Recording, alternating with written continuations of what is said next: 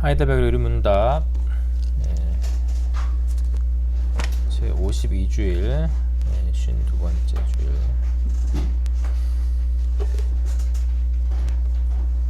하이델베르 의문답의 이제 마지막 주일이 되겠습니다. 주기도문의 6번째 간구의 의미는 무엇입니까? 이거 들리는지 체크되나요? 지금?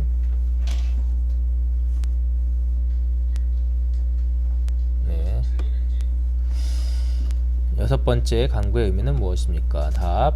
우리를 시험에 들게 하지 마옵시고 다만 악에서 구하옵소서라는 말의 의미는 우리는 너무 미약하여서 잠시라도 스스로 우리를 지킬 수 없으며 또한 철천지 원수인 마귀와 세상과 우리의 육체가 끊임없이 우리를 공격하고 있으므로 주님께서 성령의 능력으로 우리를 붙드시고 강하게 하셔서 영적 투쟁에 패배하지 않고 최후의 완전한 승리를 거둘 때까지 강력하게 원수를 대적할 수 있게 해달라는 것입니다.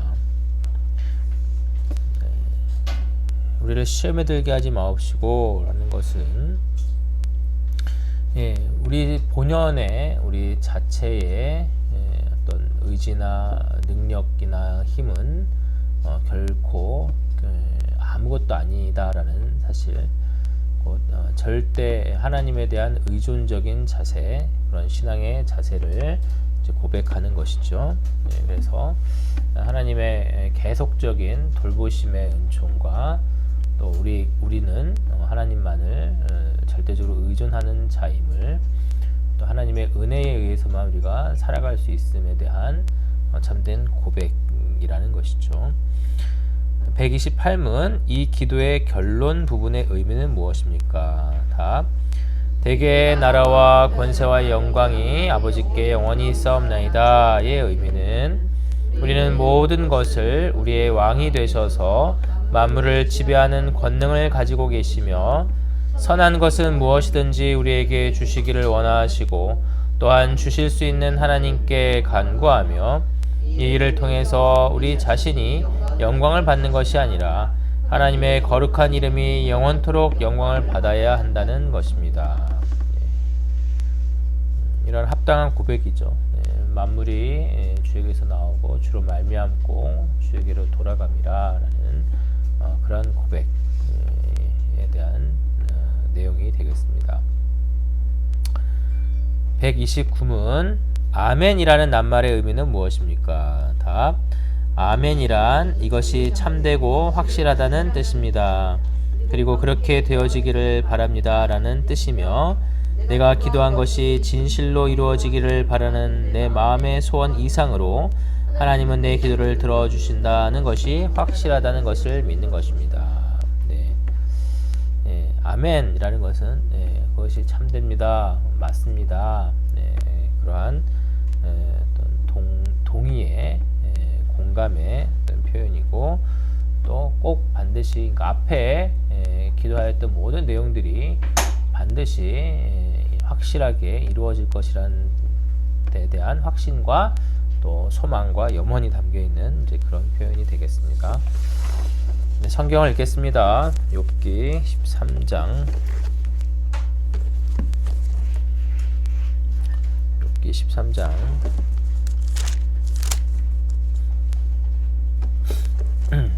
욥기 13장입니다.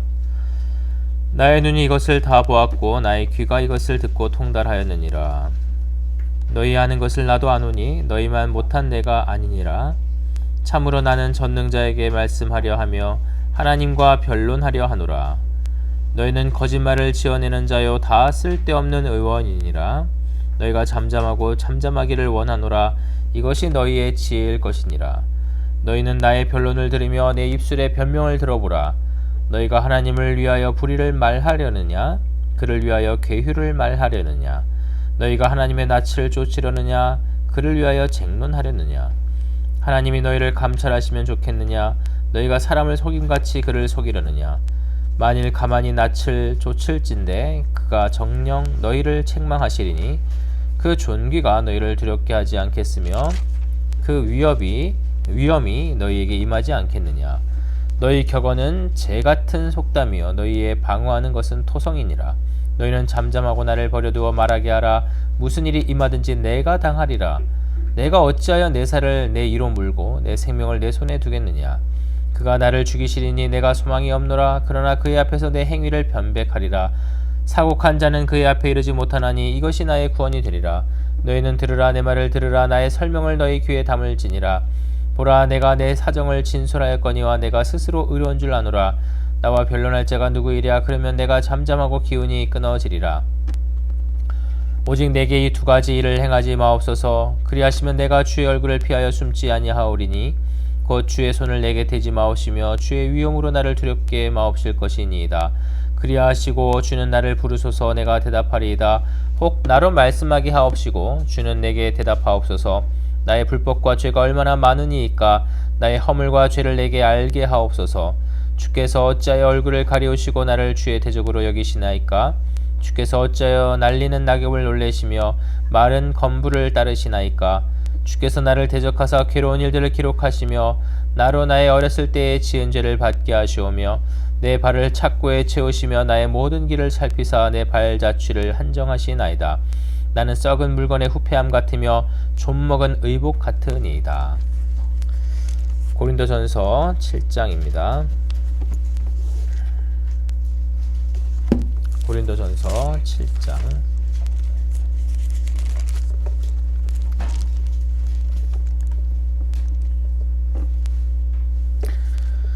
너희의 쓴 말에 대하여는 남자가 여자를 가까이 아니함이 좋으나 음행의 연고로 남자마다 자기 아내를 두고 여자마다 자기 남편을 두라.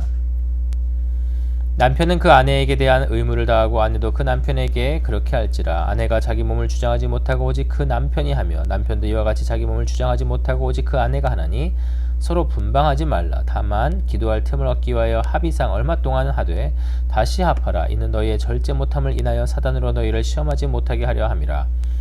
그러나 내가 이 말을 함은 권도여 명령은 아니라. 나는 모든 사람이 나와 같기를 원하노라. 그러나 각각 하나님께 받은 자기 은사가 있으니 하나는 이러하고 하나는 저러하니라. 내가 혼인하지 아니한 자들과 및 과부들에게 이르노니 나와 같이 그냥 지내는 것이 좋으니라. 만일 절제할 수 없거든 혼인하라. 정욕이 불같이 타는 것보다 혼인하는 것이 나으니라. 혼인한 자들에게 내가 명하노니 명하는 자는 내가 아니요 주시라. 여자는 남편에게서 갈리지 말고 만일 갈릴지라도 그냥 지내든지 다시 그 남편과 화합하든지 하라. 남편도 아내를 버리지 말라. 그 남은 사람들에게 내가 말하노니 이는 주의 명령이 아니라. 만일 어떤 형제에게 믿지 아니하는 아내가 있어 남편과 함께 살기를 좋아하거든 저를 버리지 말며 어떤 여자에게 믿지 아니하는 남편이 있어 아내와 함께 살기를 좋아하거든 그 남편을 버리지 말라. 믿지 아니하는 남편이 아내로 인하여 거룩하게 되고 믿지 아니하는 아내가 남편으로 인하여 거룩하게 되나니 그렇지 아니하면 너희 자녀도 깨끗이 못하니라. 그러나 이제 거룩하니라. 혹 믿지 아니하는 자가 갈리거든 갈리게 하라. 형제나 자매나 이런 일에 구속받을 것이 없느니라. 그러나 하나님은 화평 중에서 너희를 부르셨느니라. 아내된 자여 네가 남편을 구원할는지 어찌할 수 있으며 남편된 자여 네가 네 아내를 구원할는지 어찌할 수 있으리요. 오직 주께서 각 사람에게 나눠주신 대로 하나님이 각 사람을 부르신 그대로 행하라. 내가 모든 교회에서 이와 같이 명하노라. 할례자로 부르심을 받은 자가 있느냐 무할례자가 되지 말며 무할례자로 부르심을 받은 자가 있느냐 할례를 받지 말라. 할례 받는 것도 아무것도 아니요 할례 받지 아니하는 것도 아무것도 아니로되 오직 하나님의 계명을 지킬 따름이니라. 각 사람이 부르심을 받은 그 부르심 그대로 지내라. 네가 종으로 있을 때에 부르심을 받았느냐 염려하지 말라. 그러나 자유할 수 있거든 차라리 사용하라. 주 안에서 부르심을 받은 자는 종이라도 주께 속한 자유자요 또 이와 같이 자유자로 있을 때에 부르심을 받은 자는 그리스도의 종이니라. 너희는 값으로 사신 것이니 사람들의 종이 되지 말라. 형제들아 각각 부르심을 받은 그대로 하나님과 함께 거하라.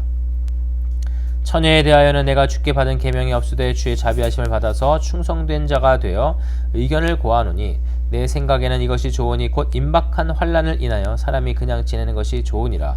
네가 아내에게 매였느냐 노이기를 구하지 말며 아내에게서 노였느냐 아내를 구하지 말라. 그러나 장가가도 죄짓는 것이 아니요 처녀가 시집가도 죄짓는 것이 아니로되 이런 이들은 육신의 고난이 있으리니 나는 너희를 아끼노라.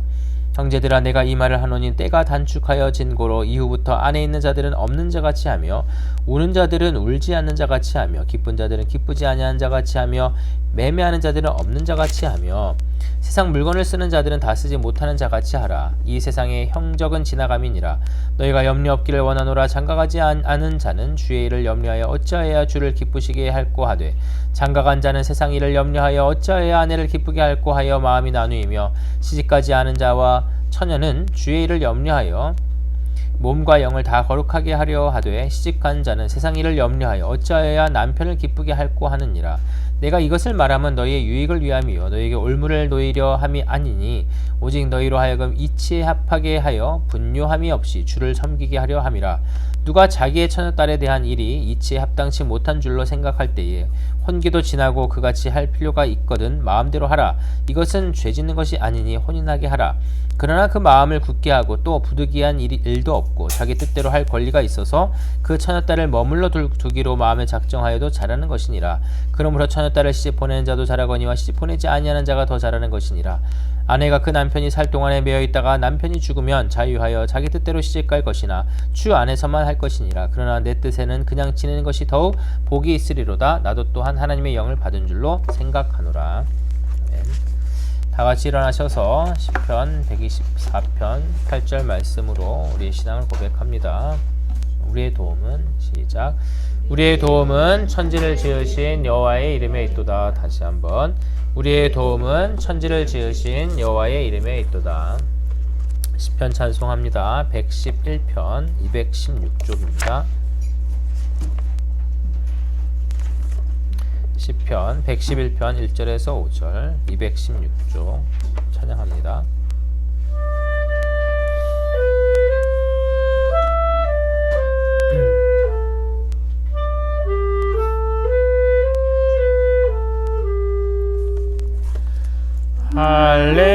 할렐루야 전심으로 주 찬양하여라. 의인들의 중에서 나 감사하리라. 여호와의 행하심이 크고 존귀하니 이를 묵상하는 자는 다 기뻐하리라. 여호와는 선하시고 자비하시도다. 그의 의는 영원하며 그의 끝없다. 주 경외하는 자에게 양식을 주시며 주의 언약을 영원히 기억하시도다.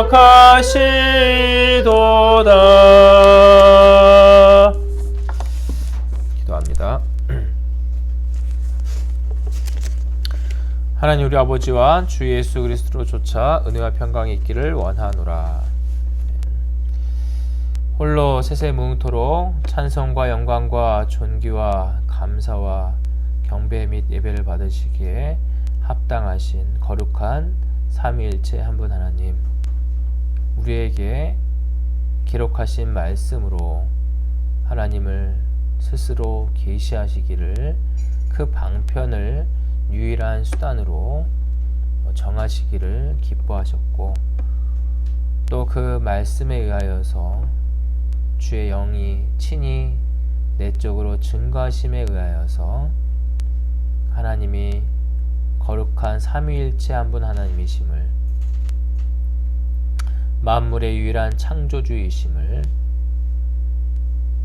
권능과 영광에 있어서 동등하신 한 분 하나님이심을, 만세전에 모든 것을 주의 뜻 안에서 기뻐하심을 따라 다 정하셨으며 정하신 대로 시간과 공간을 창조하시며 또 그 창조 세계 가운데서 하나하나 빠짐없이 오류됨 없이 번복됨 없이 변개됨 없이 실패됨 없이 오류됨 없이 다 섭리의 실행을 역사하시는 그 하나님으로 주의 기록하신 말씀을 따라서 충분하게 뜻하신 대로 알리셨으며 그 가운데서 주의 이 말씀을 듣고 깨달을 자를 처음부터 정하신 대로 그들에게 들려주시고 또 주의 언약을 친히 실행하심으로 분명하게 알리셨고 그 알리신 대로 순복하게 하시고 주를 예배케 하시며 주께 영광과 찬송과 존귀를 돌리게 하여 주셨사오니 참으로 감사를 드립니다. 그 은혜의 계승자로서 오늘날 우리가 있게 하시고 우리를 주의 교회로 주의 성도로 신자로 주의 자녀로 불러 모아 주시고 또 이렇게 보이는 교회 가운데 또 우리 수납장로교회 가운데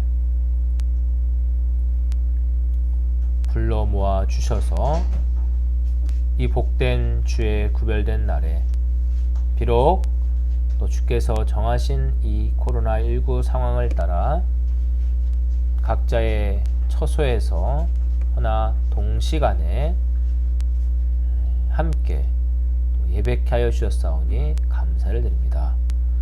이 시간도 예배 가운데에 우리의 존재됨과 하나님의 하나님 되심을 분명히 또 상기케 하여 주옵시고 우리는 나의 나됨은 오직 하나님의 전적인 은혜임을 참되게 다시금 깨닫고 그 은혜를 찬송하며 그 은혜를 무상으로 입은 우리지만 그럼에도 불구하고 우리의 육신의 연약함 때문에 지나간 한 주간도 또 예배드리는 이 순간에도 주께 범죄하며 게으르며 나태하고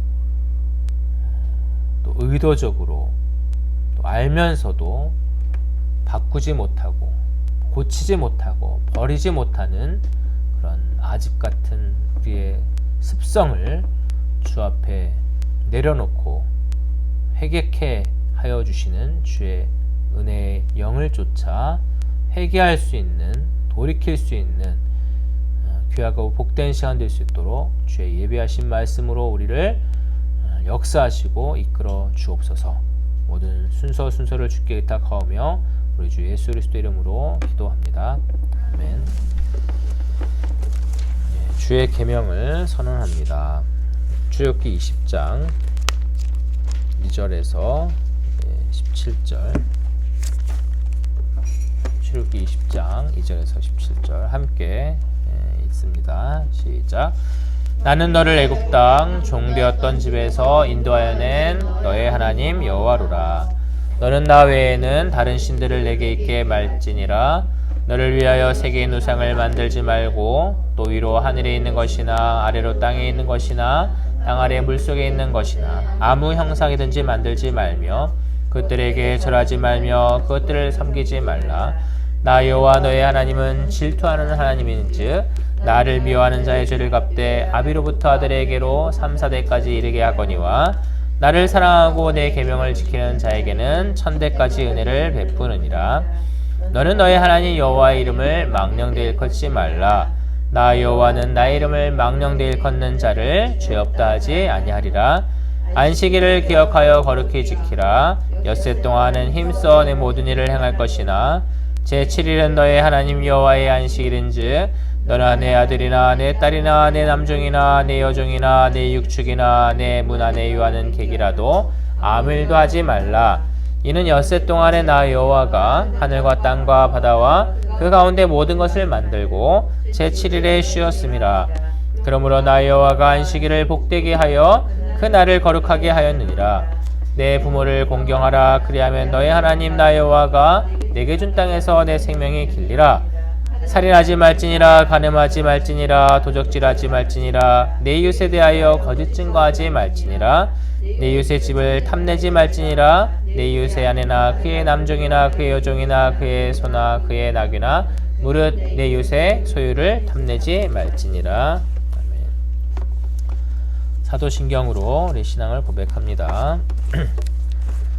전능하사 천지를 만드신 하나님 아버지를 내가 믿사오며 그 외아들 우리 주 예수 그리스도를 믿사오니 이는 성령으로 잉태하사 동정녀 마리에게 나시고 본디오 빌라도에게 고난을 받으사 십자가에 못 박혀 죽으시고 장사한 지 사흘 만에 죽은 자 가운데서 다시 살아나시며 하늘에 오르사 전능하신 하나님 편에 앉아 계시다가 저리로서 산 자와 죽은 자를 심판하러 오시리라. 성령을 믿사오며 거룩한 공회와 성도가 서로 교통하는 것과 죄를 사하여 주시는 것과 몸이 다시 사는 것과 영원히 사는 것을 믿사옵나이다. 아멘.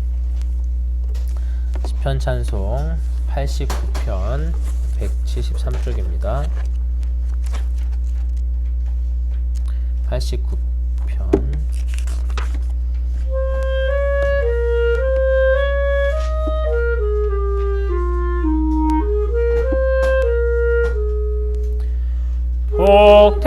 복되도다 주의 백성 주의 찬양하는 자 주의 얼굴 빛을 바라며 걸어가리로다. 기쁘도다 주의 백성 주의 이름 기뻐해 죄로 의미를 하여 높아지리로다. 영광의 새 주의 백성 천총을 시해 주는 우리 힘과 영광 찬양하리로다.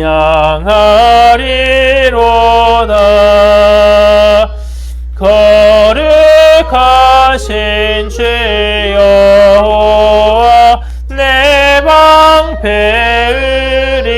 우리와 하나님 소유된 백성 너희 이스라엘.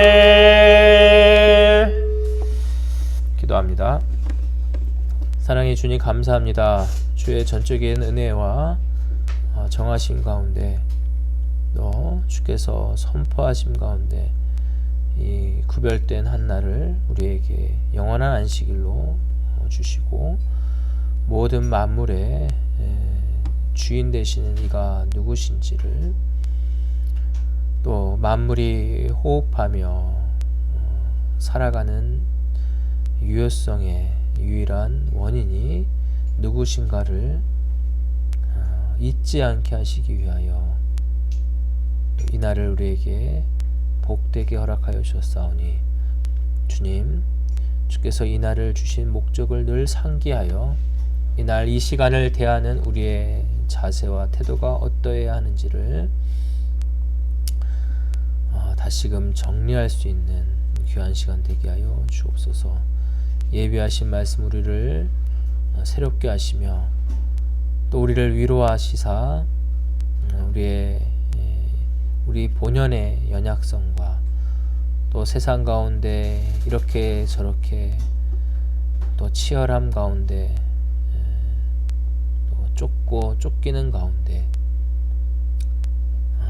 아둥바둥 살아가는 우리의 모든 현실을 주께서 아쉬움에 또 불쌍히 여겨 주옵시고 주의 절대적인 평강과 평안과 위로와 또 충만한 기쁨으로 우리를 채우시사 이 시간을 통하여서 이 주일을 통하여서 공예배를 통하여서 주의 말씀을 인하여서 또 주를 찬양함과 감사함으로 인하여서 새 힘과 새 능력과 새 의지와 새 결단을 얻고 돌아갈 수 있도록 주여 은혜를 더하여 주옵소서.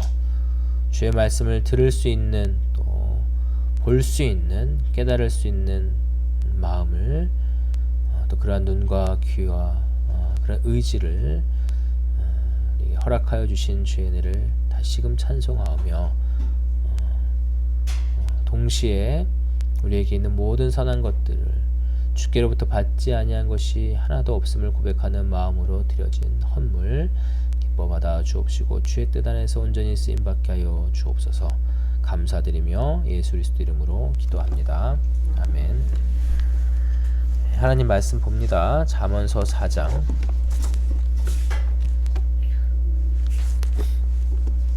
잠언서 4장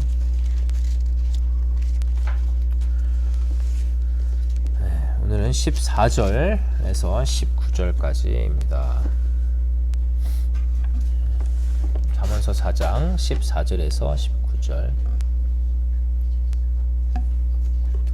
제가 받들어 읽겠습니다. 사특한 자의 첩경에 들어가지 말며 악인의 길로 다니지 말지어다.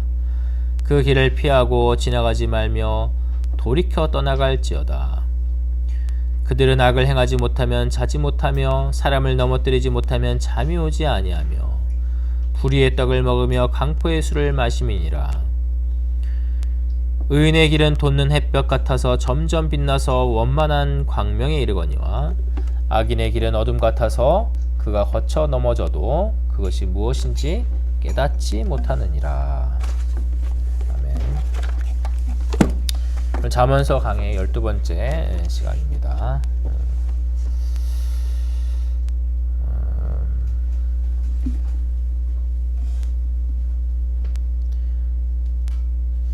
지난 시간 다윗이 솔로몬에게 또 아비가 아들에게 지혜자가 교회에게 또 주께서 택하신 자녀들에게 지혜의 길 혹은 정직한 길 곧 생명의 길을 너에게 가르쳤고 또다시 알릴 터이니 다섯 가지 동사 하라 동사를 이야기하였습니다.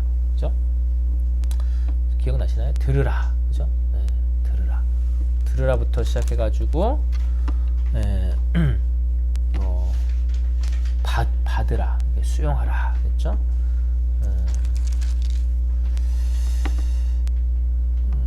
또 굳게 잡고 놓치지 말고 지키라 이렇게 얘기했습니다. 이렇게 5가지 얘기했어요, 그죠? 네. 그러니까 누가 들을 수 있는가에 대해서 우리가 또 이야기를 하였죠. 네. 결국은 주께서 주의 진리의 말씀을 들려주시기로 택정하신 자들만 참되게 들을 수 있고, 그죠? 참되게 볼 수 있고, 그것을 받들고 또 그대로 순복할 수 있다라고 하였습니다. 오늘은 그 반대의 길, 즉 지혜의 길, 정직한 길, 그 생명의 길이 아닌 사악한 자, 사특한 자라고도 이제 개역 한글판에는 되어 있는데 사악한 자의 길, 곧 악인의 길에 대해서 이제 알리시죠. 그렇기 때문에 지혜의 길, 정직의 길, 생명의 길에는 우리가 그 길로 올라타서, 그죠? 계속해서 나아가야 하는 반면에, 그죠? 이 악인의 길에 대해서, 사악한 자의 길에 대해서는 다윗이 솔로몬에게 또 지혜자가 교회에게, 우리에게 5가지 동사, 하지 말라라는 그런 동사, 의미적으로 그렇습니다. 의미적으로 그 동사들을 사용하고 있는데요. 그 첫 번째는 이제 들어가지 말라입니다. 들어가지 말라. 그렇죠? 그래서 오늘도 지혜자가 주시는 이 잔소리들을 우리가 묵상해 보도록 하겠습니다. 첫 번째 뭐라고요? 들어가지 말라. 그렇죠? 들어가지 말라. 원래는 이제 들어가다라는 단어가 있겠죠. 들어가다. 네, 들어가다. 첫 번째 뭐라고요?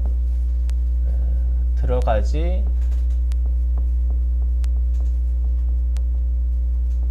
말라. 그렇죠? 들어가지 말라. 원래는 이제 이게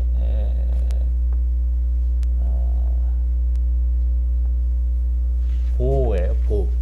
보호라는 건데 영어로 하면 이제 뭐 put on인데 그죠? put on 뭐 put on, set on 어디에 그죠? 어디에 둔다. 네, 둔다. 네. 근데 들어가지 말라니까 뭐예요? 여기가 이제 don't, do not이 들어가겠죠. 여기도 마찬가지로 여기는 들어가다예요. 보호가라는 것은 앞에는 R이라는 게 붙어요. R 보호. 그러니까 R 하면은 don't. 그러니까 들어가지 말라. 근데 이 보호라는 들어가다라는 단어의 의미 안에는 또 뭐가 있냐면요. 들어가다, 얻다, 주다, 의심 없이 먹다 이런 의미도 있어요. 그렇죠? 그러니까 부정어가 붙었기 때문에 들어가지 말라, 뭐 얻지 말라, 주지 말라, 의심 없이 먹지 말라라는 의미가 되겠죠. 그렇죠? 근데 우리가 이렇게 들어가다라는 의미에 있어서 우리 정서에 있어서도 들어가다라는 의미는 어떤 의미를 갖고 있어요? 어떤 일을 새로이 시작하다 혹은 첫 발을 내딛다라는 의미를 띠고 있어요. 그렇죠? 첫 단추를 꿰다, 뭐 첫 발을 내딛다 뭐 이런 거. 그렇죠? 그래서 우리는 무슨 일이든 새로운 일에는 호기심이 작동하기 마련인데요. 그죠? 뭐 신선하고 새롭고 흥미진진하며 무슨 일일까, 무슨 감흥이 있을까, 어떤 일이 벌어질까 하며 궁금하기도 하죠. 저는 이 단어의 의미 중에 의심 없이 먹다라는 그 보호라는 단어가 갖고 있는 의미 중에 의심 없이 먹다라는 그 단어의 의미를 보면서 어떤 장면이 떠올렸냐면 마치 아담과 하와의 첫 범죄가 이제 떠올려졌다는 거예요. 아담과 하와의 첫 범죄. 창세기 3장에 보면 어떤 본문이 있습니까? 우리가 잘 알고 있죠. 뱀이 여자에게 물어 이르되 하나님이 참으로 너희에게 동산 모든 나무의 열매를 먹지 말라 하시더냐? 여자가 뱀이 여자에게 물었더니 여자, 즉 하와가 이렇게 대답하죠. 여자가 뱀에게 말하되 동산 나무의 열매를 우리가 먹을 수 있으나 동산 중앙에 있는 나무의 열매는 하나님의 말씀에 너희는 먹지도 말고 만지지도 말라. 너희가 죽을까 하노라 하셨느니라. 이렇게 얘기하는 거예요. 죽을까 하노라.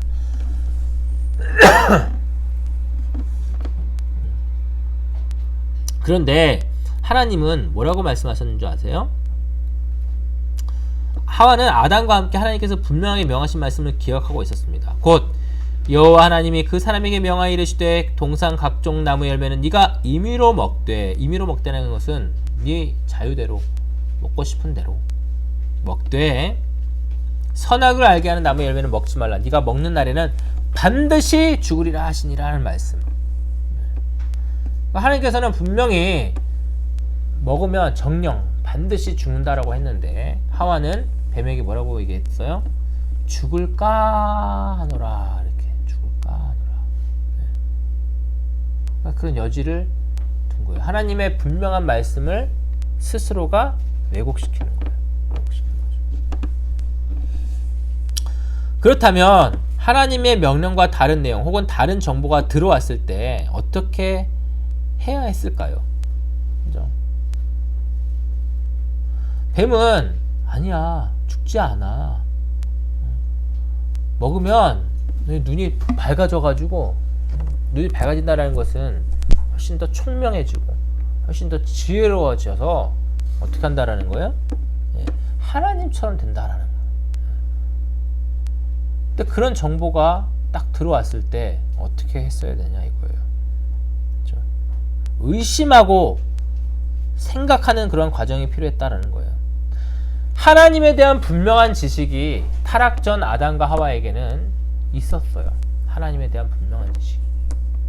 그렇다고 해서 하나님에 대해서 아담과 하와가 모든 것을 다 안다? 그런 의미가 아니라 타락 전에는 타락 후에 비할 수 없을 만큼 분명하고 선명한 하나님에 대한 지식이 있었다라는 거예요. 근데 그 지식과 그 정보는 스스로 만들고 정리해낸 것이 아니라 하나님이 아담과 하와의 본성 가운데 심어주시고 또 친히 명령하신 그 내용 가운데 분명히 새겨져 있다는 거예요. 아담과 하와가 오랜 세월이 지나서 까먹거나 이러지 망각한 것도 아니었어요. 또렷하게. 그러면 그 하나님의 말씀과 다른 내용이 이 뱀으로부터 사단으로부터 들어왔을 때 과연 그러한가?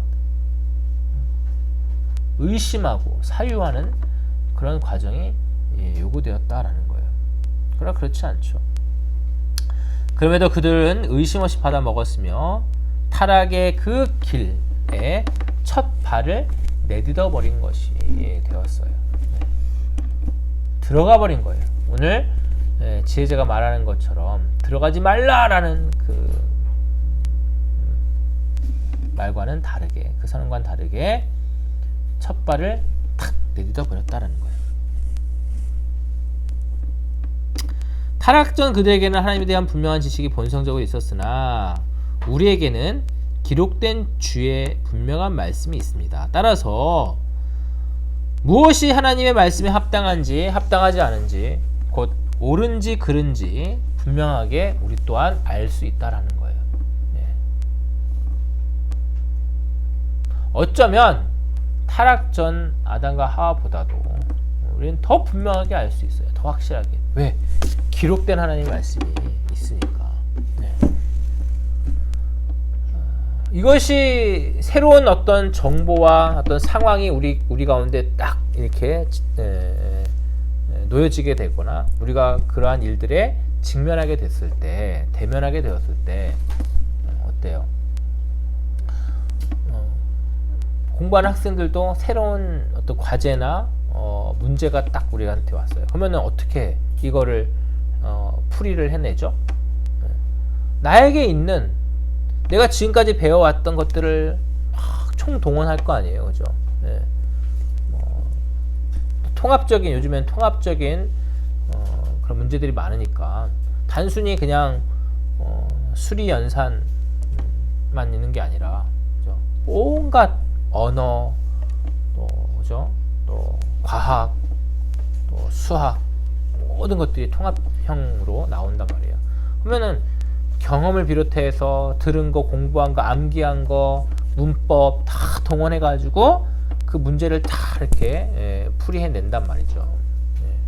그런 과정들이 우리에게 이제 필요하다라는 거예요. 새로운 문제예요. 응용되었어요. 그러나 그것이 전혀 한 번도 우리에게 주어지지 않은 그런 문제라는 것은 사실은 없어요. 형태와 이런 것들이 바뀌었을 뿐이지. 보십시오. 지금 뭐 코로나19라는 것도, 바이러스라는 것도, 신종 바이러스라는 것도, 어찌됐건 바이러스예요. 바이러스의 기전은 원리적으로 동일하다라는 거예요. 동일하다라는 거. 그럼 이제 그것들만의 어떤 특성이 있고 독특한 부분들이 있다라는 것이지. 우리는 기록된 하나님의 말씀, 진짜 모세 때로부터 해서 지금까지 2000년 전까지니까, 그죠? 네. 지금 얼마나 많은 어떤 수천 년의 세월과 또 언어와 상황들이 바뀌었겠냐고요, 그죠? 그럼에도 불구하고 이 기록된 하나님의 말씀이 오늘날 우리의 어떠한 문제라도 해결하지 못하는, 정답을 제시하지 못하는 것은 없다라는 거예요. 쉽게 말씀드려서 하나님 말씀은 모든 상황들을 다 해석해내고 또 우리에게 길을 안내해 준다라는 거예요. 하지만 해석과 적용이 쉬운 일들이 있을 수 있고, 그죠? 다소 이렇게 시간과 어떤 연구와 묵상을 요구하는 일들이 있을 수 있습니다. 지난 월요일에 정기 노예가 있었습니다. 코로나19 상황으로 인해서 비상적으로 오후 2시에 모여서 예상된 5시가 아닌 저녁 9시 정도까지 식사 및 간식 없이 마스크를 착용한 채 회의만 속회하였는데요. 본래 예정대로라면 4월 둘째 주 월요일에 개회되었어야 했을 봄 정기 노예가 한 달가량 미뤄진 데다가 진행 방식 또한 처음으로 시도된 방식이었습니다. 물론 이로 인해서 매번 시행되어 왔던, 노예 때마다 시행되어 왔던 성찬 또한 생략되었고요. 그랬더니 어느 한 목사께서 노예는 교회로 모이는 것이고, 노예가 교회의 의미거든요. 보다 이렇게 넓은 교회,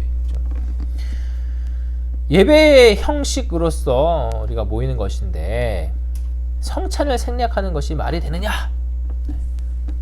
또 형식을 간소화하고 충분히 논의되지 못하는 이번 노예에 대해서 전반적인 어떤 불만을 표출하셨거든요. 그런 분이 계셨어요. 과연 이분의 접근이 맞는 것인가? 그러니까 이제 노예 임원회가 이렇게 고심을 하고 또 연구를 하고 의뢰를 하고 자문을 구하고 회의한 끝에 이렇게 연기하고 그런 회의 진행 절차를 이렇게 유례 없이 수립한 부분에 대해서는 분명한 이유가 있는 것이죠. 그렇죠? 예를 들면 이런 문제인 거예요. 그러니까 주의 말씀에 의해서 이러한 시국에 대하여 또 국가와 정부가 어떠한 지침과 안내를 우리 가운데 주었느냐에 대한 것들, 그것을 이런 시민정부에 대해서 교회가 어떠한 태도를 취해야 되는가에 대한 문제, 이런 단순하지 않은 이런 부분들에 대해서 고심해야 되는 필요가 있는 것이죠. 결국 그 불만을 표출했던 목사님 외에 다른 분들도 꽤 계셨어요. 그런 분들은 왜 정부가 신성한 교회에 간섭하느냐, 또 정부에 의해 예배가 간소화되고 정상적으로 회집되지 못하는 것에 대한 불만인 것이죠. 결국 이러면은 서울에 한참 뜨겁게 하였던 그런 모 교회들과 다를 바가 없게 되는 것입니다.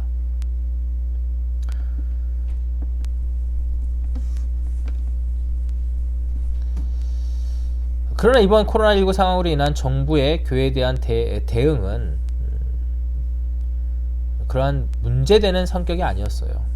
일전에 우리 합신총회 신학위원회에서 공지한 내용을 제가 이제 단톡방으로 공유한 적이 있었는데요. 국가 및 정부와 교회와의 성경적 관계를 정립하는 데 있어서 매우 유익했던 정말 잘 정리된 내용들이었습니다. 전체를 다 볼 필요는 없겠지만 저 여러분도 다 한 번씩 보셨다는 것을 간주하고 간략하게만 몇 가지 상기하고 넘어가겠습니다. 1. 정부와 교회의 관계.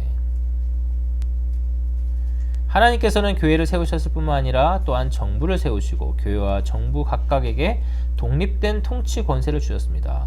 교회에는 영적 권세를 주셔서 양심에 따라 하나님을 경외하는 경건을 가르치게 하셨습니다.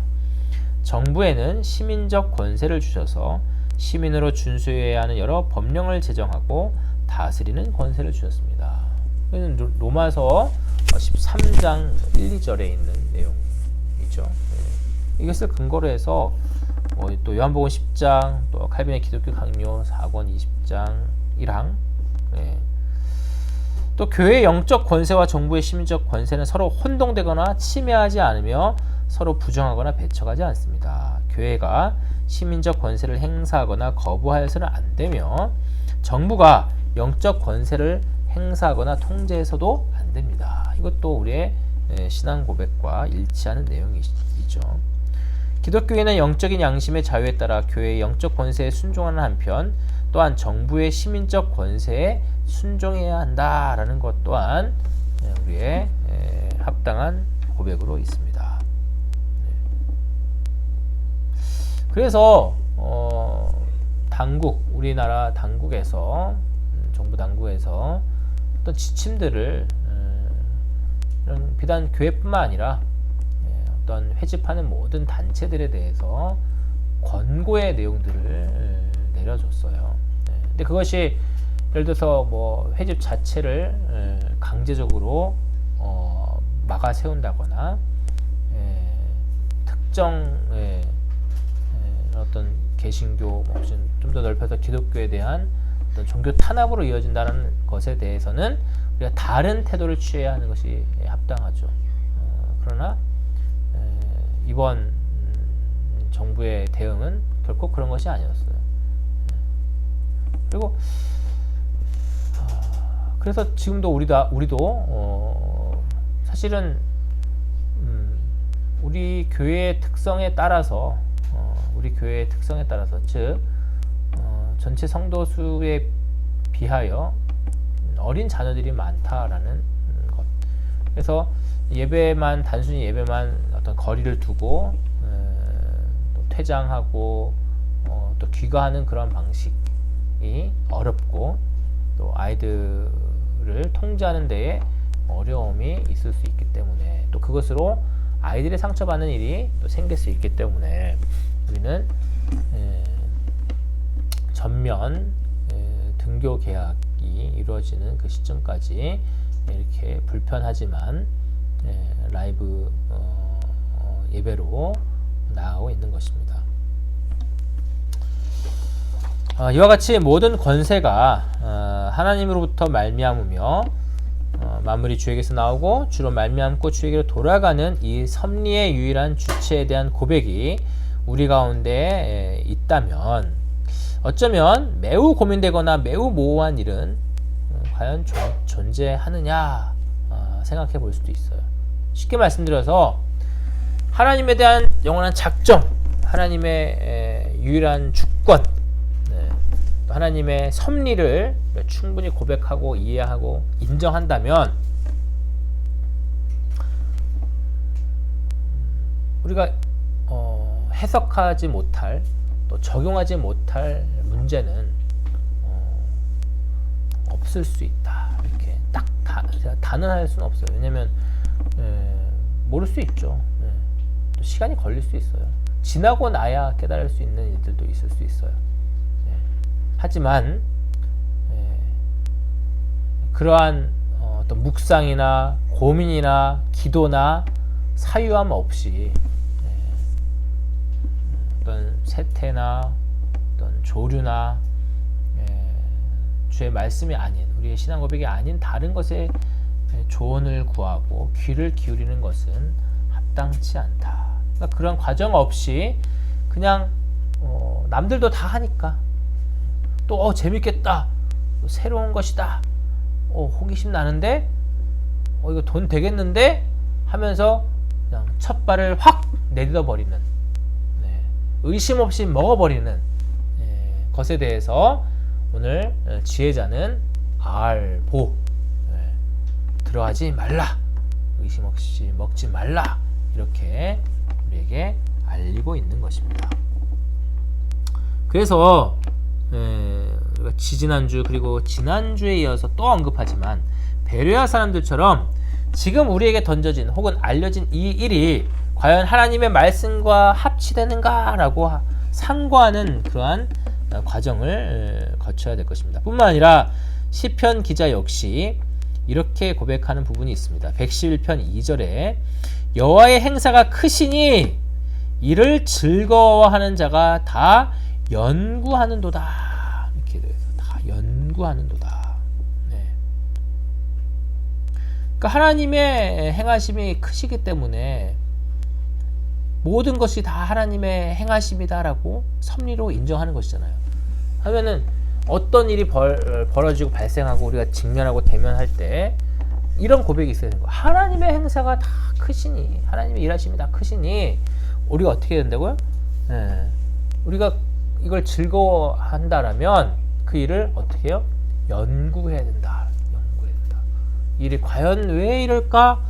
왜 하나님의 행사가 분명한데, 하나님의 섭리가 분명한데 이 일을 우리에게 주신 것은, 이 시점에 이렇게 주신 것은 무엇일까라고 고민하고 연구하는, 추적하고, 이걸 연구하다라는 게 다라쉬인데, 다라쉬는 이렇게 검토하고 또 이렇게 추적하고 또 찾고 구하는 이제 그러한 행위를 나타낸다라는 거예요. 자, 어제 카톡으로 올려드린 존 파이퍼 목사의 이 코로나19에 대한 그리스도인의 대처라는 그 글 안에서도 발견되는 것이죠. 그러니까 이 파이퍼 목사님의 그러한 태도가 이러한 연구에, 그러니까 학자적인 이렇게 뭐 신학적으로 뛰어나고 뭐 공부 많이 하고 그런 사람들의 몫은 아니에요. 모든 신앙인들이, 모든 이런 기독 신앙인들이 남녀노소 불문하고 어린아이들은 또 어린아이들대로 그들에게 맞게, 자신에게 맞게 다 연구하는 거예요. 그래서 어린아이들도 왜 그럴까요? 이렇게 질문하고 스스로 또 대답하게 하고, 이런 것들이 우리 합당한 태도다라는 것이죠.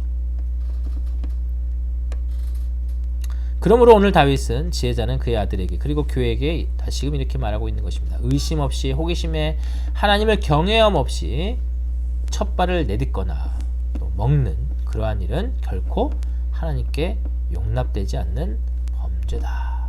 그러니까는 아예 그런 첫 발 내딛지 말라. 의심 없이 내딛지 말라. 그렇다고 해서 새로운 것을 아예 시도하지 말라라는 의미는 아니에요. 그렇죠? 근데 그것을 첫 발 내딛기 전에 어떠한 신중하게, 그것이 하나님께 합당하냐, 하나님의 영광에 이바지하느냐, 교회의 유익을 위함이냐, 이런 것들을 이러한 기본적인 기준대로 우리가 사유하고 연구하고 묵상하는 그런 과정이 요구된다는 거예요. 두 번째입니다. 두 번째 하지 말라. 이제 다니지 말라. 다니지 말라. 다니지 말라. 두 번째는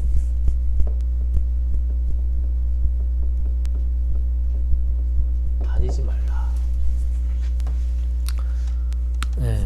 다니다, 원래는 이제 다니다라는 것은 이제 아쉐르 해가지고 아쉐르 그러면은 다니지 말라니까 앞에 똑같이 R이 붙겠죠. 다니지 말라. 여기서의 아쉐르는 어떤 의미가 있냐면요, 정진하다의 의미가 있어요. 정진하다가 뭔지 아시죠? 정진하다, 뭐 옳다, 여기다, 그래서 행복해하다, 뭐 이런 것까지 있어요. 다 이렇게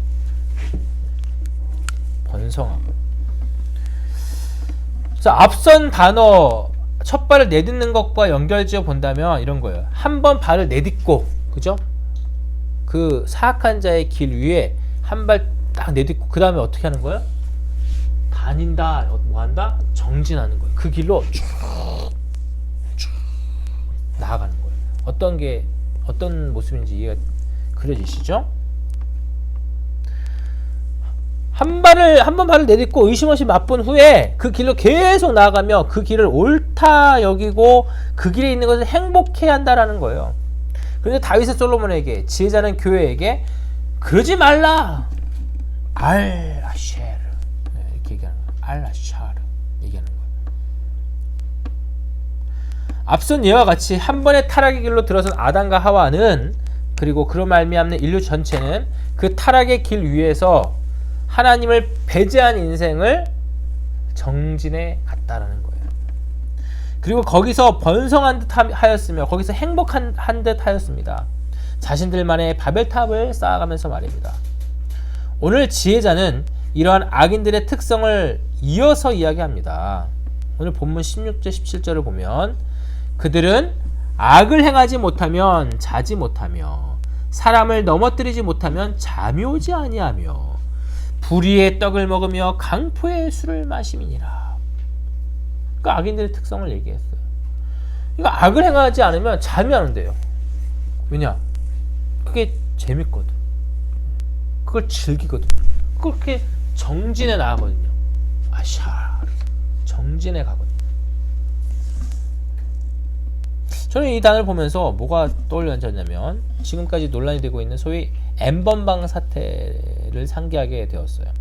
성인이며 아동이며 상관없이 무차별적으로 유인하고 성적으로 학대하며 또 그것을 빌미로 돈을 뜯어내고 또 그 불법 촬영물에 미쳐 날뛰는 소비층에게 가입비를 받고 더 그들의 그런 악한 본성을 이용해서 좀 더 소위 센 거, 좀 더 적나라하고 좀 더 수위가 높은 거는 더 비싸게 돈을 책정해서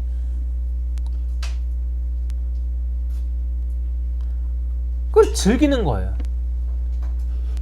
돈도 벌고, 와, 이거 돈이 엄청나게 돈이 되네. 그 길로 정진해 가는 거예요. 정진해 가는. 한 번 잘못 들어선 거기에 계속 가는 거예요.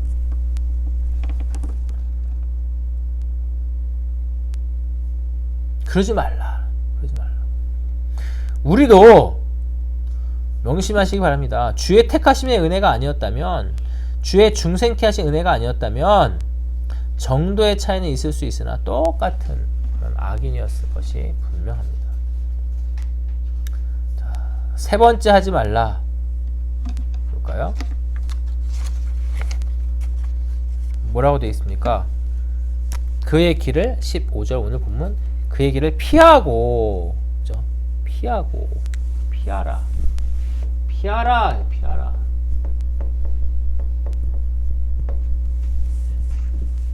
피하라는 팔아.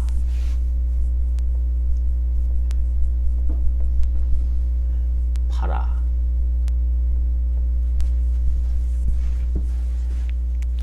이 피하다는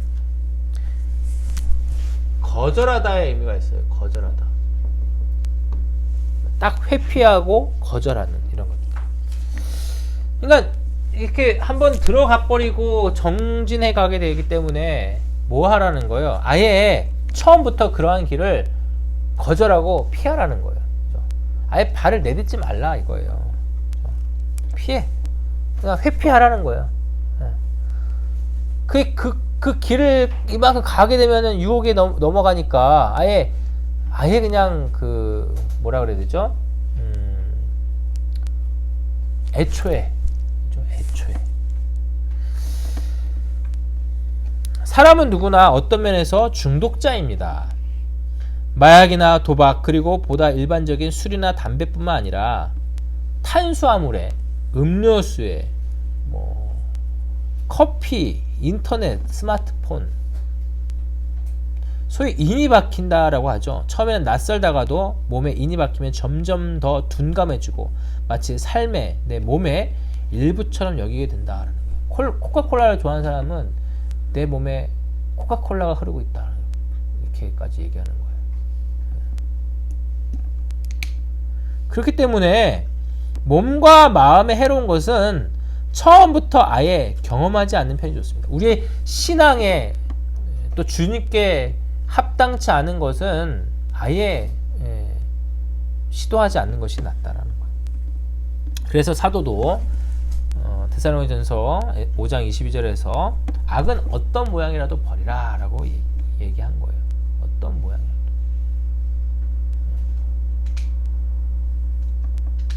지혜자 역시 교회를 향해서 처음부터 악인의 길 입구에서부터 거절하고 피하라고 명하고 있습니다. 네 번째입니다. 네 번째. 그의 길을 15절 그의 길을 피하고 지나가지 말며 지나가지 말라. 지나가지 말라. 그러니까 원래는 뭐겠어요? 지나가다가 있겠죠. 지나가다. 그죠? 지나가다. 아바르.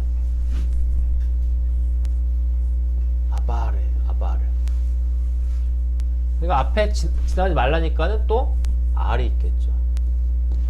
아바르. 근데 이 아바르라는 단어는 원래 건너가다의 의미가 더 있어요. 건너가다. 영어로 하면은 크로스지, 크로스. 건너가는 거. 가로질러 가는 거.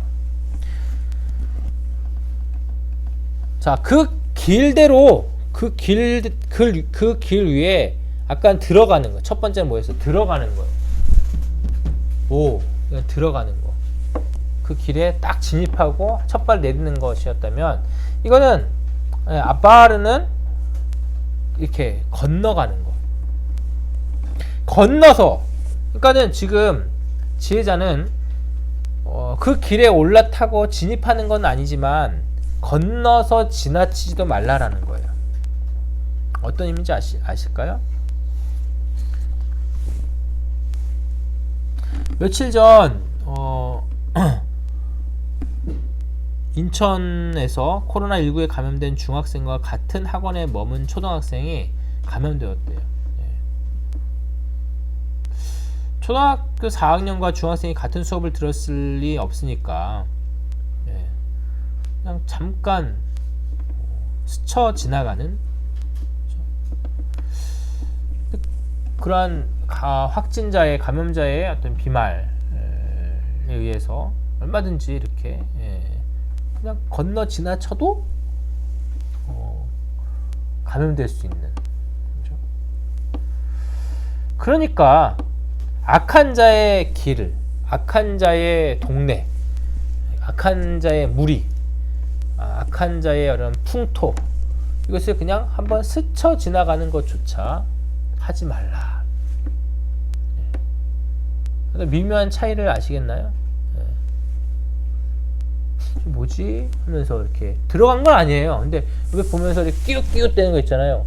뭐하지? 이렇게 모여있지? 뭐 이렇게 재밌는 거 하나? 하면서 이렇게 살피면서 이렇게 흘깃흘깃 끼웃끼웃 이렇게 쳐다보고 맛보고 냄새 맡고 막 이런 거 있잖아요. 한번 찍어보고 막 이런 것들. 그것조차 하지 말라 이거예요. 쫓아하지 말라. 자, 이제 마지막 5번째입니다. 뭘 하지 말라고 얘기합니까? 이번에는 하지 말라가 아니라 돌이켜 뭐 하라? 떠나라. 돌이켜 떠나라. 돌이켜 떠나라. 사타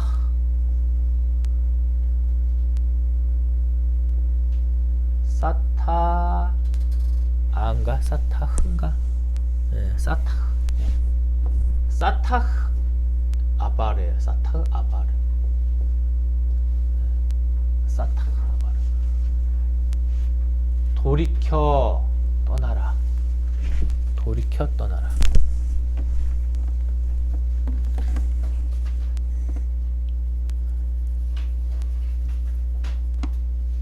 그러니까 이 의미는 한번 그 길로 접어들었다가도 얼른 돌이켜서 떠나가라라는 거예요. 아예 진입조차 안 하고 끼웃거리기조차 안 하고 회피하고 거절하고 가면 제일 좋겠지만 사람이 못 그럴 때 있잖아요. 뭐 맛볼 수도 있고 중독될 수도 있고 있는데 어떻게 하라고요? 돌이켜서 떠나라. 운전을 하다 보면 길을 잘못 들어갈 때가 종종 있습니다. 내비게이션을 보고 가도 그럴 때가 있어요. 그죠? 초행길이면 더더욱 그러하고요. 그럴 땐 어떻게 해야 합니까? 그냥 다시 돌아 나오는 거예요. 다시 돌아 나와야죠. 잘못 가는데 그냥 잘못 갔으니까 계속 내비게이션은 계속 띡띡거리면서 뭐 유턴 이렇게 하라는데 무시하고 계속 잘못 가면 어디가 나오겠어요? 완전 다른 목적지가 나오겠잖아요. 좀 늦더라도 돌아가더라도 가장 가까운 유턴할 수 있는 데에서 유턴을 하고 피턴이라도 해야 되는 거예요. 누구나 실수로 혹은 호기심에 혹은 알면서도 악인의 길에 발을 내디딜 수 있습니다. 그리고 그 길에 중독되어 그 길에 정진할 수도 있어요. 한 번쯤 괜찮겠지 하고 건너 지나치며 그 향취를 흡입할 수도 있습니다. 하지만 그 순간 바로 한순간이라도 빨리 재빠르게 돌이켜 떠나야 합니다. 그러나 이 모든 돌이킴에 있어서 주의 은총이 절대적으로 요구됩니다. 우리의 힘으로 우리의 의지로는 결코 돌이킬 수가 없기 때문입니다. 결국 생명에 이르는 회개, 구원에 이르는 신앙, 양자됨, 칭의, 성화, 영화 모두 만세전의 택하심을 따라 베풀어지는 은혜의 성격이기 때문입니다. 그러니까 누가 돌이킬 수 있냐 이거예요. 지금 말은 쉽죠. 지나가지 말라, 들어가지 말라, 거절해라 처음부터. 갔다가도 돌이켜라. 말은 쉽죠. 근데 되나요? 저 여러분 되나요?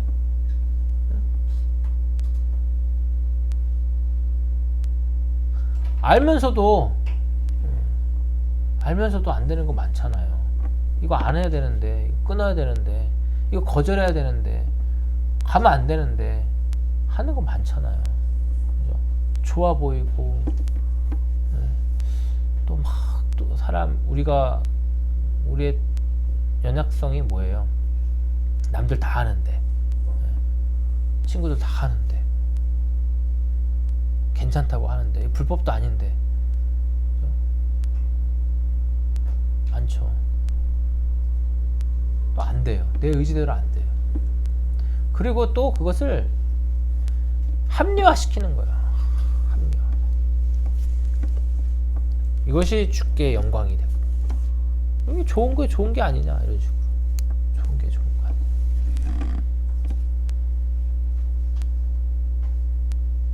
아까도 기준으로 말씀드렸어요. 우리가 몰라서가 아니다라는 거. 분명히 안다라는 거. 확실한 기준이 뭐예요? 기록된 하나님의 말씀. 말씀 한번 봐도 곡해하면 안 돼요. 합리화시키면 안 돼요. 어떻게 해야 돼요?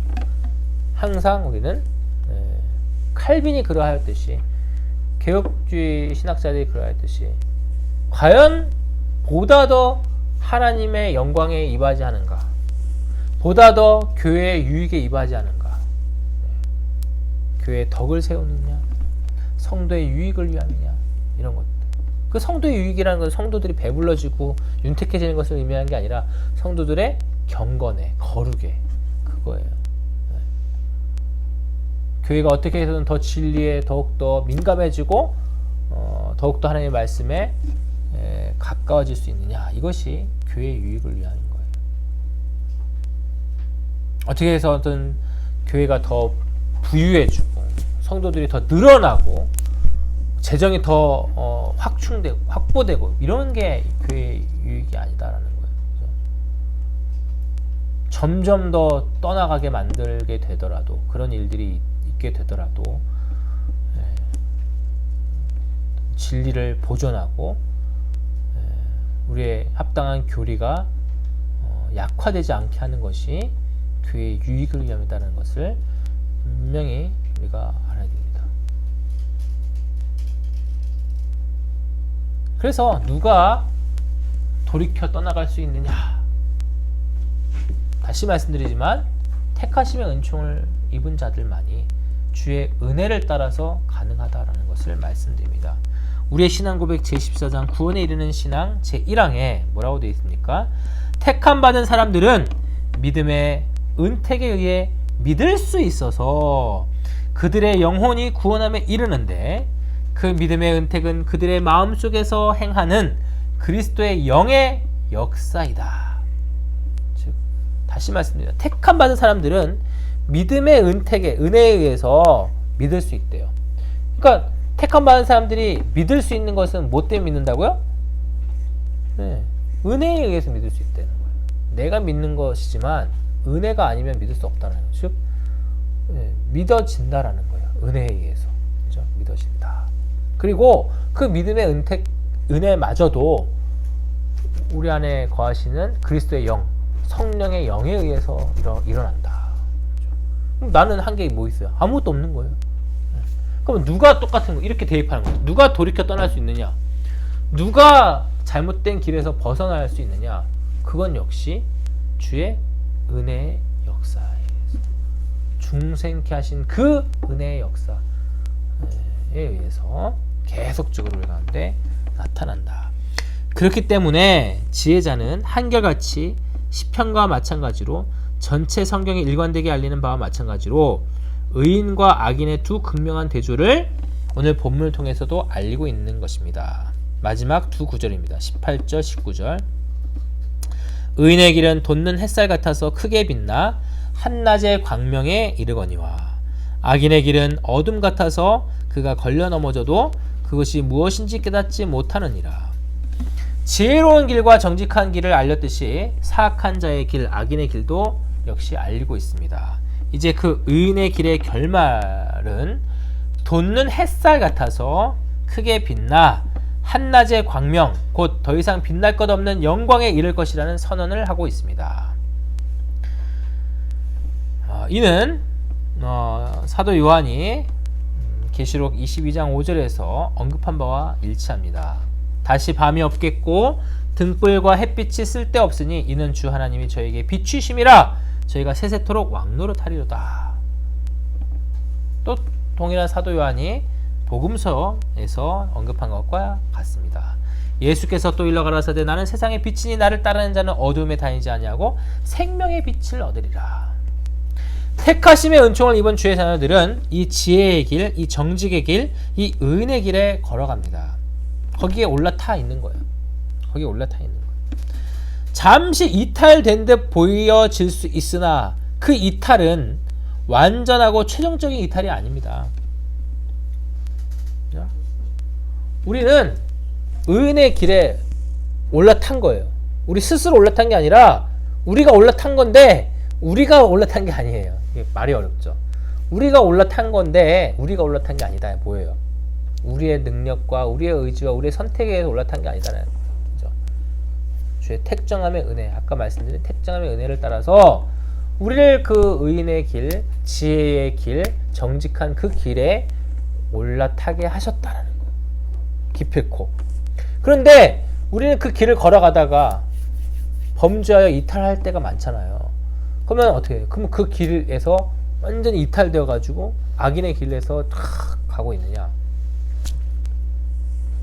그 순간에도 우리는 그 의인의 길에 가고 있는 거예요. 가고 있는 것인데 어느 한 순간 그렇게 이탈된 것처럼 보여지는 거예요.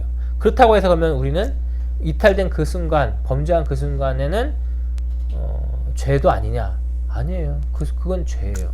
죄가 맞아요. 분명한 죄예요. 이탈하는 그 순간. 그러나 그 범죄에 대한 죄책마저도 우리의 구속자께서 단번에 치르신 속죄 사역으로 도말되었기 때문에 주의 영이 우리를 다시금 그 정로로 계속 나아가게끔 또 이끄신다라는 거예요. 반면에 악인의 길의 결말은 바늘구멍만큼의 틈도 없는 칠흑 같은 어둠, 그 어둠이기 때문에 걸려 넘어져도 무엇인지 분간할 수 없는 그러한 완연한 멸망에 이를 것이라는 선언을 하고 있습니다. 이 어둠의 선언은 모세가 복과 저주를 선포할 때 표현한 것과 일치합니다. 신명기 28장 29절에 뭐라고 되어 있냐면, 맹인이 장님이 어두운 데에서 더듬는 것과 같이 네가 백주에도, 그러니까 하얀 대낮에도 더듬고 네 길이 형통하지 못하며 항상 압제와 노략을 당할 뿐이니 너를 구원할 자가 없을 것이다. 이렇게 얘기한 것 같아요. 그 어둠, 칠흑 같은 어둠. 그렇다면 지혜자는 이 극명하게 대치되는, 그래야 교체되는 부분조차 없는 두 길을 우리에게 제시하는 목적은 무엇일까요? 왜냐하면 주의 택정을 입은 주의 자녀들은 그리스도의 대속의 공로로 말미암아 부여된 의롭다함을 인하여 의인으로서 오늘 본문에서 제시된 바 지혜로운 길, 정직한 길로만 다닐 것이며 사악한 자의 길, 악인의 길에 올라타는 일은 없을 것이기 때문입니다. 그런데도 왜 우리에게 자꾸만 이 대조, 극명한 대조, 의인의 길과 악인의 길이라는 또 5가지 하라 동사와 5가지 하지 말라라는 그런 동사, 의미적으로 이런 것들을, 극명한 대조를 우리에게 계속해서 알리고 상기하도록 하는 것일까요? 좀 전에 살짝 언급한 부분이기도 합니다만 결론적으로는 다시 한번 살펴봅니다. 우리는 주의 택하심으로 인하여 행위로 말미암는 구원이 아닌 오직 그리스도로 말미암는 은혜의 구원을 입어서 필연적으로 성화가 완성되고 영화에 이를 것입니다. 그죠? 그럼에도 불구하고 하나님께서는 우리 각 성도들에게 정하신 이 세상에서의, 이 생에서의 삶 속에서 주의 성도로서 주의 기록하신 말씀에 따라, 그 명령에 따라 순복하며 살아가도록 하셨습니다. 그 가운데 우리 육체의 연약성을 직면하게 되고 잠시 정로에서 이탈하는 것처럼 실제로 범죄하여 악인의 길과 다를 바 없는 길로 접어들어 심지어 탐닉하기까지 하게 됩니다. 그러나 반드시 동일한 택하심의 은총을 인해 우리를 일깨우시어 그 길 위에서 다시금 정진해 가도록 하십니다. 그래서 오늘 저와 여러분이 이렇게 함께 주의 말씀 듣는 이 순간 같이 있게 된 것입니다. 무엇을 위함이라고요? 그러니까 이러한 극명한 대조를 계속 보여주는 것은 우리의 범죄함이 악인의 범죄함과 똑같다. 그러나 결말은 다르다. 얼마나 이 큰 은혜냐 이거예요. 악인들은 우리가 똑같은, 우리가 수시로 범죄하는 그 것과 똑같은 범죄를 저지르는데 악인의 결말은 멸망이고, 쉽게 말해서 우리는 똑같은 범죄를 저질렀는데 우리를 의롭다고 해주신대요. 우리의 결말은 영생이라는 거예요. 얼마나 감당치 못할 감사냐고요. 그리고 그냥 지옥을 면하기만 해주시는 것이 아니라 우리를 주의 하나님의 자녀로서 영원토록 다스리며 하늘나라에서 주의 자녀로서 살아가게 해준다는, 만물을 다스리며 하늘나라를 상급을 받고, 말이 되냐 이거예요. 그 은혜를 생각하며 살아나는 거예요. 악인과 같이 멸망치는 않지만 범죄하는 그 순간에는 동일한 우리는 범죄다라는 거예요. 그래서 회개해야 되고, 그래서 죄를 멀리하고 주께 합당한 일을 하며 살도록 우리 스스로를 일깨우라는 거예요. 이 말씀들을 통해서 계속해서. 이게 잠언의 가르침이고 시편의 가르침이고 전체 성경의 가르침입니다. 그래서 오늘 저와 여러분이 이렇게 한번 생각해 보시기 바랍니다. 내가 지금 잘못 발을 내딛고 있는 그런 것이 없진 않은지, 그리고 그 길에 탐닉하여서 정진해가는 모습이 있진 않은지, 끼웃끼웃대고 있는 것이 있지는 않은지, 돌이켜 떠나는 것이 분명하다 여겨지면, 주의 말씀에 의해서 분명하다 여겨지면 고민 말고 돌이켜 떠나는 그러한 은혜가 있어야 할 것입니다. 그러한 택하심을 따라 되는 그런 은총이, 계속되는 은총이 여러분 가운데 있어서 쉬이 돌이켜지는, 그래서 주 앞에 더욱 영광이 되는 그러한 신앙의 삶이 되시기를 주의 이름으로 소망합니다. 기도하겠습니다. 사랑해 주님, 감사합니다. 주의 은혜를 따라서 오늘도 지혜의 말씀, 주의 말씀을 듣게 하시니 감사합니다. 우리는 다 연약하여서 얼마든지 주께서 우리로 하여금 걸어가게 하신 그 지혜의 길, 정직한 길, 영생의 길, 생명의 길을 걸어가다가도 멈춰 서거나 돌이키거나 내려서거나 역행하는 그런 순간들이 참으로 많음을 고백합니다. 세상의 여러 사조의 소위 트렌드의 흐름에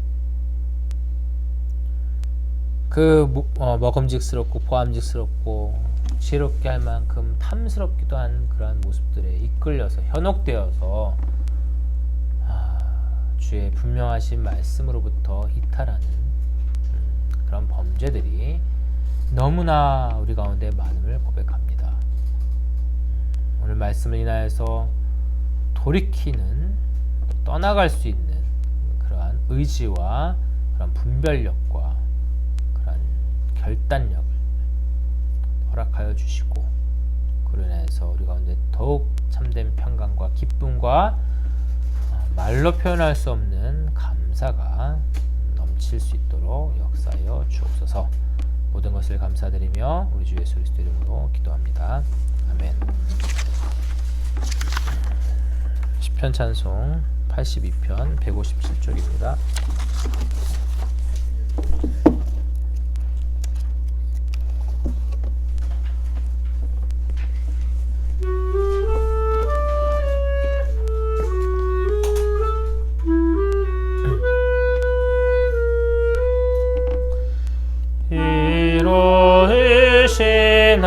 하나님이 회중에 서시며 재판장들 가운데서 판단하시도다. 너희들은 언제까지 공평치 못하며 악인의 얼굴을 보며 판단하려는가. 가난하고 힘이 없는 고를 위하고 빈궁한 자를 위하여 공의를 베풀라. 악인들은 무시하여 깨닫지 못하며 흑암 중에 다니나니 터가 흔들리네. 너희들은 지존자의 아들일지라도 범인같이 다 죽으며 엎드러지리라.